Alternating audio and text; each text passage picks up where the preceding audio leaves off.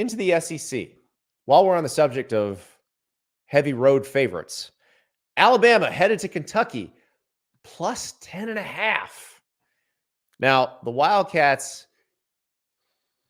they got their best game out of Devin Leary, probably against Tennessee in that loss. They look good against Mississippi State, but almost everyone except Arkansas has looked good against Mississippi State. Meanwhile, Alabama feels like they are rounding into form as a team that might be able to actually challenge for the SEC and national titles. But here's my question, Max. With Alabama, we've only like LSU. The LSU game is the best game we've seen Alabama play. It is the most complete game we've seen Alabama play. Are we sure we're going to get that Alabama for 4 quarters, or is there going to be a half of what our friend Ari would call grab ass in this game? I mean, grab ass is possible. I honestly, Andy, I absolutely love what I saw from Jalen Milroe against LSU. I know it's easy to kind of say, oh boy, very up and down. He throws some balls, way over guys and stuff like his misses aren't great, but like, I think they were pretty much armless in the LSU game. And honestly, like the way he ran with confidence and moved in open space and clearly enjoyed like setting guys up to burn them in the run game. Yes. I thought was just so impressive. And I know LSU's defense has been miserable this year, and you could say, oh, that made it easy. But like, I think he's turning into the guy we thought he could be.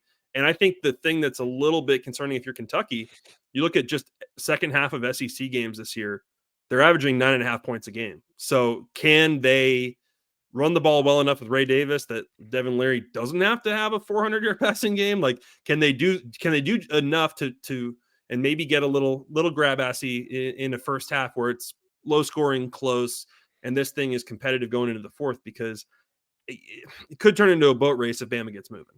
Well, and that's the thing. Like, can Deion Walker and JJ Weaver turn Jalen Milroe into what Jalen Milroe was earlier in the season, where he was a threat to get sacked? Because I'm a little worried for Alabama's opponents in the future that Jalen Milroe has kind of figured out how not to get sacked. I think we killed Caden Proctor, their left tackle. I think we were a little harsh on their offensive line, because I think some of that stuff was what Milroe was doing. He would step to the side instead of up in the pocket. Sure. He didn't run confidently. He didn't decide to tuck confidently. And now he definitely seemed to be tucking confidently. And LSU was spying him. It's just that the spy is going to get lost sometimes or get stuck on the wrong side of the play. And Milroe is so fast that if that happens, it's a first down at the very least. Well, and I know that they don't get as much credit maybe as they should, because they're not as stacked a group as Alabama's used to. But like, Andy, I thought the Bama running backs played really well against LSU too. And look, I get it. LSU fans, you're fed up with this defense. Like, I'm sure that contributed to it. But I thought that the confidence that Jace McClellan and Roydell Williams ran with in some big spots in that game, I thought was really encouraging too. And I agree. I think we're kind of seeing this Alabama team grow up, and they were fortunate that, they didn't get burned early in the year against some of these ranked teams when they were still figuring it out. And now here we are. They are scary looking again. Yeah. And they're likable. Like, it's weird to see a likable Alabama team like this. That's fair. They act like a plucky team, but they're like a Death Star team now. That's right. My mind is having a hard time wrapping around those 5-star rascals. Exactly. big hearts and big star ratings over there for sure. Listen, the Terrion Arnold interview that we had was probably my favorite segment we've done on the show all year. So I don't know, soft spot at this point for sure.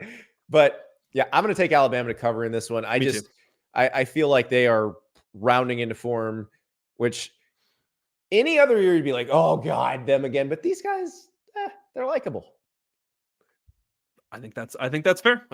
And that's the likable Alabama team. Also, like, I don't know, Andy. We'll see if they can get to Atlanta. Like, could be. Oh, could be pretty. Those spunky underdogs might have something. This trend continues. Yes, I think we might see that.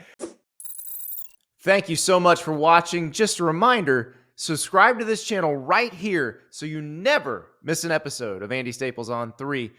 And oh, by the way, watch all the other great videos on the On3 Sports YouTube channel.